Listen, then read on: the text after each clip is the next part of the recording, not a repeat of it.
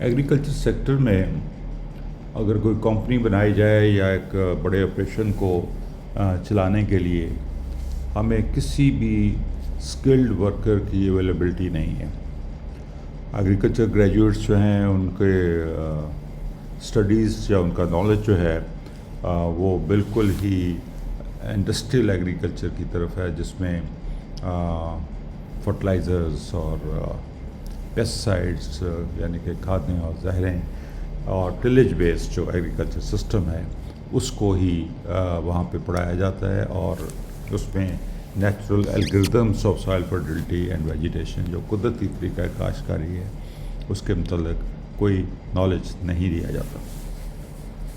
پھر ان کا جو نالج ہے مور اور لیس بہت سارا تھیوریٹیکل ہوتا ہے اور آن ہینڈز آن ان کے پاس کوئی ایکسپیرئنس نہیں ہوتا.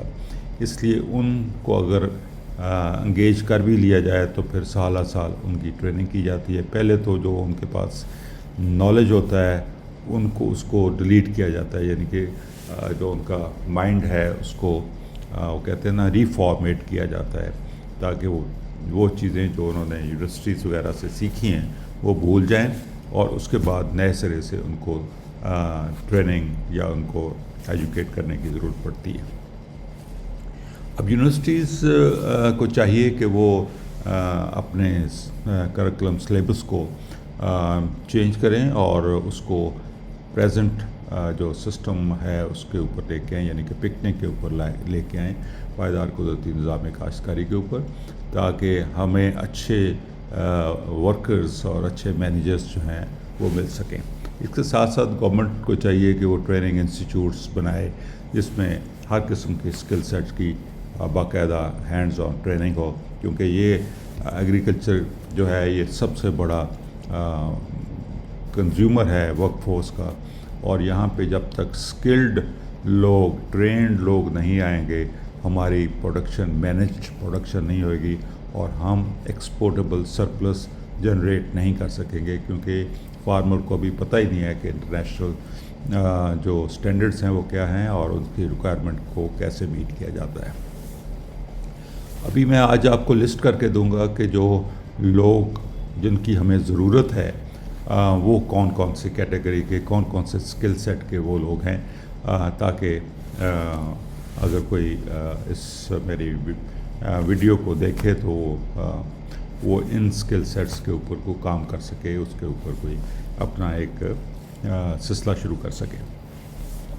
پہلی چیز آپ دیکھیں کہ کراپ پروڈکشن پروسیس ڈیولپر، یعنی کہ پروسیس کے اوپر کوئی کام ہی نہیں ہوا ہمارے ملک میں، کیا پوری دنیا میں کوئی کام نہیں ہوا.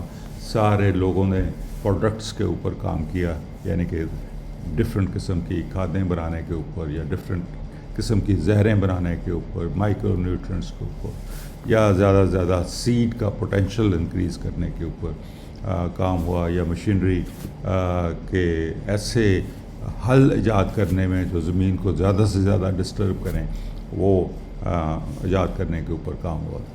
تو ہمیں پروسیس ڈیولپرز کی ضرورت ہے، اور پروسیس کو ڈیولپ کرنے کے لیے کافی ایک براڈ اسپیکٹرم سبجیکٹ ہوتا ہے جس میں مور اور لیس ہر سبجیکٹ کی بیسک انفارمیشن ضرور ہونی چاہیے، اور یہی لوگ پھر موٹیویٹ کریں فارمرز کو to switch from conventional agriculture to paradoxical agriculture یا پکنک.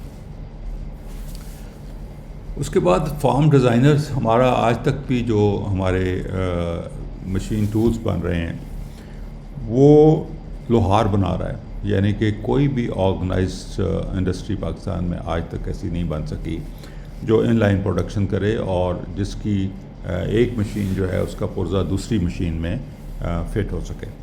اور ہر مشین جو ہے ہینڈ میڈ ہے، اور ہر مشین جو ہے اس کی ڈفرینٹ اسپیسیفکیشنس ہے. اب اس کو اسٹینڈرڈائز کرنے کے لیے ہمیں فارم ڈیزائنر کی بھی ضرورت ہے اور پروڈکشن مینیجرز کی بھی ضرورت ہے. اس کے بعد ہمیں آٹونومس روبوٹس، یعنی کہ ٹریکٹرز جو ہیں ایسے بنائے جائیں، چھوٹے ٹریکٹرز جو ڈرائیور لیس ہوں، جن کو ڈرائیورز کی ضرورت نہ ہو، اور ان کو ڈیزائننگ اور پھر اس کو پروڈیوس کرنے کے لیے ہمیں ایک اسکل سیٹ کی ضرورت ہے. اب اس کے بعد آپ کا crop production planners and production managers. اب اگر آپ کراپ روٹیشنز اور پروڈکشن مینیجرز کو کی بہت ہی امپورٹنٹ ایک پوزیشن ہوتی ہے کہ آپ کیا پلان کریں گے کہ کون سی کراپس آپ لگائیں گے, کیونکہ اب زیادہ ڈیٹیل میں آ گئے. پہلے تو یہ تھا کہ جی آپ چاول اور گندم لگا لیں, سو وہ روٹین میں چل رہی ہیں. لیکن اب یہ ہے کہ ملٹیپل کراپس جو ہیں اس کے اوپر ہم نے کافی ایجوکیٹ کیا ہے فارمرز کو, اور ایک ہی کراپ کے اندر بے شمار اور کراپس لگائی جا سکتی ہیں, اور اس کی کس طریقے سے مینجمنٹ کرنی ہے, اس کی کس طریقے سے پروڈکشن کرنی ہے, ان کی اسپیسنگ کس طریقے سے کرنی ہے, ان کی ٹائمنگ کیسے کرنی ہے, ایڈجسٹمنٹس, وہ سارا کرنے کے لیے ہمیں باقاعدہ پروڈکشن پلانرز اور پروڈکشن مینیجرز کی ضرورت ہے. فارم مشینری آپریشن مینیجر, یعنی کہ فارم مشینری کو چلانے کے لیے کوئی آپریشن مینیجر کا کوئی ہے ہی نہیں سلسلہ یہاں پہ. اور پھر اس کی مشینری آپریٹرز, یعنی کہ ہمارے پاس جو آپریٹرز ہیں وہ آپریٹرز ہیں ہی نہیں ہیں, وہ ٹریکٹر ڈرائیورز ہیں, یعنی کہ ان کو صرف ٹریکٹر کا اسٹیئر گھمانا آتا ہے, اس کو چلانا نہیں آتا. نہ ان کو پتہ ہے کہ ٹریکٹر کا فنکشنز کیا ہیں, کیسے چلتا ہے, ایڈجسٹمنٹس کیسے کرنی ہیں, اس کی مینٹیننس کیسے کرنی ہے. اور ٹریکٹر ایک پرائم موور ہے, یعنی کہ ایک انجن آن ویلز ہے, اس کے پیچھے ڈفرینٹ پلانٹنگ مشینز خاص طور پہ ان کو لگا کے کس طریقے سے رزلٹ فیلڈ کے اندر لینا ہے. یہ ساری ایک, یعنی کہ آپ یہ دیکھیے کہ مشینری آپریٹر جو ہے وہ گن مین ہے. اب جرنیل جتنا مرضی سیانہ اور اسکلڈ ہو, اگر اس کا جو گن مین ہی ٹھیک نہیں ہوگا, اس کو بندوق پکڑنی نہیں آتی, بندوق چلانی نہیں آتی, تو وہ کس طریقے سے کامیاب ہو سکتا ہے. تو سب سے امپورٹنٹ جو رول ایگریکلچر میں ہے, خاص طور پہ تھوڑا بڑے اسکیل کے اوپر ہے کہ جہاں پہ مشینری کا استعمال ہے, تو سب سے بڑا اور سب سے امپورٹنٹ رول ہے وہ مشینری آپریٹرز کا. اگر ہم مشینری آپریٹرز کو اچھے طریقے سے ٹرین کر لیں تو ہمارے بہت سارے مسائل جو ہیں وہ ان کا حل ہو سکتا ہے. اب مشینری کی مینٹیننس کا کوئی کانسیپٹ ہی نہیں ہے یہاں پہ. ہم جب تک کوئی چیز بریک ڈاؤن نہیں کرتی, کوئی چیز ٹوٹتی نہیں ہے, اس وقت تک ہم ٹھیک نہیں. یعنی کہ پریونٹیو مینٹیننس کا کوئی کانسیپٹ ہمارے ہاں نہیں ہے. وہ گاڑی ہو, ٹریکٹر ہو, کوئی بھی مشینری ہو, جب تک وہ ٹوٹتی نہیں ہے اس وقت تک اس کو کوئی بندہ ٹھیک نہیں کرواتا. تو اس لیے اس کے اوپر بھی ہمیں یعنی کہ کوشش کرنی چاہیے کہ ہم اس کو ڈیولپ کر سکیں. اچھا, پھر اس کے بعد ہے فارم ڈیزائننگ. یعنی کہ آپ دیکھیے کہ آپ نے 5 مرلے کا گھر بھی بنانا ہو تو آپ اس کو پہلے نقشہ بناتے ہیں, نقشہ کہ بھئی بیڈ روم کہاں ہوگا, واش روم کہاں ہوگا, کچن کہاں ہوگا, کیسے ہوگا. لیکن ایکڑز کے ایکڑ, یعنی کہ سینکڑوں ایکڑ یا چھوٹے موٹے سارے فارم کو ڈیزائن کرنے کے لیے کوئی کانسیپٹ ہی نہیں ہے. یہ ہمارے پاس جو فارمز ہیں یہ وہ ہیں جو جب انگریز نے قلعہ بندی شروع کی اور اس وقت کے ہی یہ ڈیزائن کیے گئے, جس کو بنا کیاری سسٹم کہتے ہیں. اب اس کو میکنائزیشن کے لیے سوٹیبل کرنے کے لیے ہمیں ری ڈیزائن کرنے کی ضرورت ہے فارمز کو. اور ری ڈیزائننگ میں یہ ہوتا ہے کہ آپ کوشش کرتے ہیں کہ لمبے سے لمبے کھیت بنیں تاکہ مشینز کی ٹرننگ کم سے کم ہو اور ایفیشنسی امپروو کرے. جو زمین کی ویسٹیج ہے کھالوں پنوں میں وہ کم یا ختم ہو جائے. تو فارم ڈیزائننگ ایک بہت ہی امپورٹنٹ سبجیکٹ ہے. اور اس کے بعد آپ کا سوائل موئسچر مینجمنٹ ہے کہ پانی کی کس طریقے سے پانی ہم نے لگانا ہے تاکہ سوائل موئسٹ تو رہے لیکن اوور سیچوریٹ نہ کرے یا سیچوریٹ نہ کرے. اور یہ نیا طریقہ جو ہے اس کو سوائل موئسچر مینجمنٹ SMM کہتے ہیں, اور یہ ہمارا ہی ڈیولپ کیا ہوا سسٹم ہے. اور اس کے بعد پانی, بہت سارے لوگوں کو شکایت رہتی ہے کہ جی بیڈس کے اندر پانی کی انفلٹریشن نہیں ہوتی, درمیان والی جو جگہ ہے وہاں پہ پانی نہیں پہنچتا. اب یہ ایک سائنس ہے. اب اس سائنس کو انڈرسٹینڈ کرنے کے لیے سب سے پہلے تو یہ ہے کہ ہم نے زمینیں اتنی زیادہ خراب کر لی ہیں کہ ان کو پہلے تو درست کیا جانا چاہیے. یعنی کہ اس میں پانی جذب کرنے کی صلاحیت کو امپروو کرنے کی ضرورت ہے. جب تک واٹر انفلٹریشن یا پانی جذب کرنے کی صلاحیت امپروو نہیں ہوتی, ہم پراپر طریقے سے کراپ پروڈکشن کہ وہ رزلٹ نہیں لے سکتے جو ملنے چاہیے ہمیں. اس کے بعد ہے کہ ہارویسٹ اور ٹرانسپورٹ مینیجر، یعنی کہ ہارویسٹنگ کا پتہ ہی نہیں ہے ہمیں.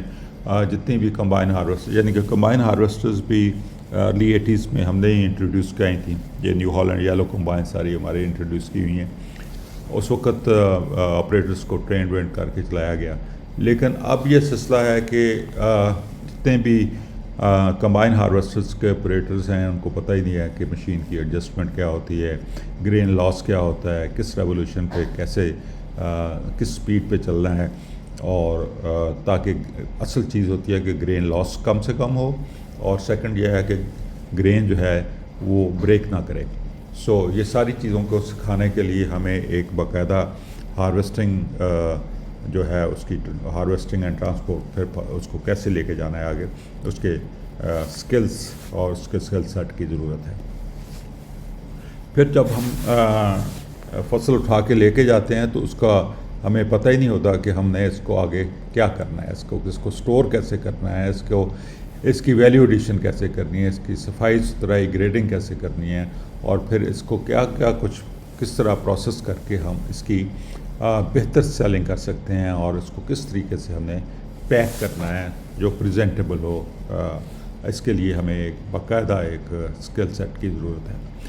اب سٹوریج جو ہے وہ بہت ہی ایک امپورٹنٹ سبجیکٹ ہے. سٹوریج میں بہت ساری چیزیں ہیں ہمارے پاس. گرینز ہیں، آئل سیڈز ہیں، یعنی کہ گرینز ہوتے ہیں آپ کا گندم ہو گیا، چاول ہو گیا، جوار، باجرہ، چری، یہ سارے گرینز ہیں. اور اس کے بعد آئل سیڈز ہیں جو تیل دار اجناس ہیں، سورج مکھی ہے، سویابین ہے، رایا، سرسوں توریا ہے، اور مونگ پھلی ہے. اس طرح کے جتنے بھی سیڈز ہیں ان کو کس طریقے سے سٹور کیا جائے تاکہ وہ خراب نہ ہوں. اور اس کے بعد پیرشیبل، یعنی کہ پیرشیبل میں بھی کئی قسمیں ہوتی ہیں. ایک بہت جلدی خراب ہونے والی سبزیاں ہوتی ہیں، کچھ دیر رکھنے والی، مثلا آلو ہے آپ رکھ سکتے ہیں، پیاز، لہسن وغیرہ آپ زیادہ عرصے تک رکھ سکتے ہیں. تو یہ ان کی ڈفرینٹ کیٹیگریز ہیں، اور ان کی سٹوریج ریکوائرمنٹ جو ہیں بالکل ہی ڈفرینٹ ہوتی ہیں. ہر پروڈکٹ جو ہے اس کو ڈفرینٹ ٹیمپریچر کے اوپر اگر رکھا جائے، یعنی کہ اس کا ٹیمپریچر اس کی ضرورت کے مطابق رکھا جائے تو اس کی شیلف لائف انکریز ہو جاتی ہے. صرف پھر ٹیمپریچر نہیں ہوتا، ہوا میں نمی، اگر ہوا میں نمی کم ہوگی تو ہوا جو ہے وہ پروڈکٹ سے، یا جو بھی چیز ہم نے رکھی ہے اس سے نمی کھینچ لے گا، اس سے پھر جھریاں پڑ جائیں گی پروڈکٹ کے اوپر.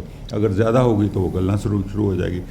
ٹیمپریچر کے علاوہ جو ہیومیڈیٹی ان دا ایئر ہے وہ اتنی ہونی چاہیے جتنی پروڈکٹ کے اندر ہے. یعنی کہ اگر آلو میں 70% ہیومیڈیٹی ہے تو ہوا میں بھی 70% ہوگی، تو پھر وہ اس کو جھریاں نہیں پڑیں گی اور وہ گلے گا نہیں.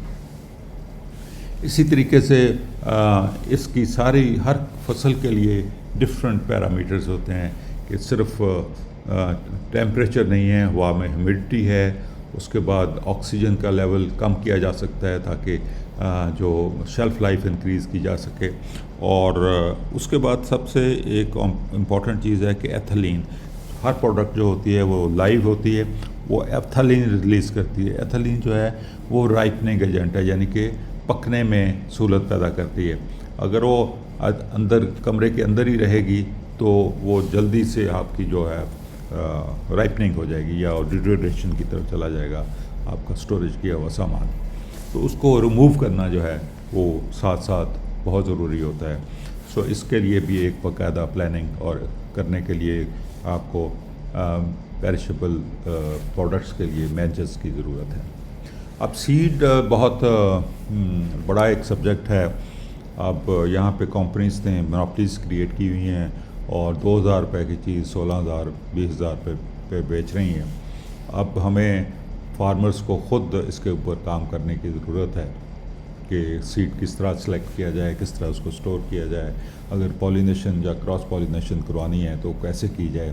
سیڈ کی testing, production, processing, storage and marketing, یہ پورا ایک نظام ہے. اس کو کس طریقے سے آگے لے کے جایا جائے اور اس میں اسکل سیٹ کیسے ڈیولپ کیا جائے کہ پروفیشنٹ مینیجرز ہمیں ملیں جو سیڈ کے بارے میں ہر چیز جانتے ہوں.